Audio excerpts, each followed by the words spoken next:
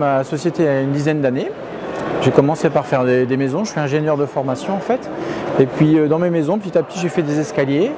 Et au fur et à mesure, je me suis mis à faire plus que des escaliers. Avec la crise immobilière, voilà. Et puis les escaliers, comme je suis ingénieur de formation, c'est vraiment quelque chose qui me plaît, quelque chose de complet. Il y a de la conception, du design, il y a une partie fabrication et pose, parce qu'on réalise tout en fait de A à Z. Voilà. La structure c'est en acier, hein, parce que l'acier c'est relativement pratique et puis c'est très costaud. Après pour les marches, pour tout ce qui est design, donc on utilise du verre, de la résine, du bois, de l'acier aussi. On essaye de ne pas être en fait des ferronniers. Notre objectif c'est d'essayer de travailler comme des petits industriels et d'être vraiment ouvert sur tout ce qui peut se faire en termes de créativité. Les contraintes souvent ce sont des contraintes techniques. Donc nous faisons nous-mêmes les calculs.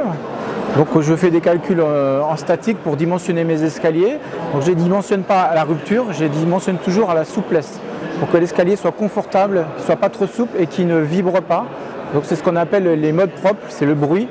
On dimensionne au bruit l'escalier. Il ne faut pas que la structure résonne, qu'elle vibre, sinon ce n'est pas agréable. Voilà. Bien échanger déjà dans un premier temps, soit par mail ou soit si les gens viennent se déplacer chez moi directement. Donc on échange, ils ont vu des projets, voilà, on itère quelques fois. Après, quand on a itéré, j'aime bien rapidement fixer aussi un budget, parce que c'est important. Et à partir de là, après, j'engage les gens financièrement, je leur demande un acompte, et après, je leur dessine systématiquement des esquisses.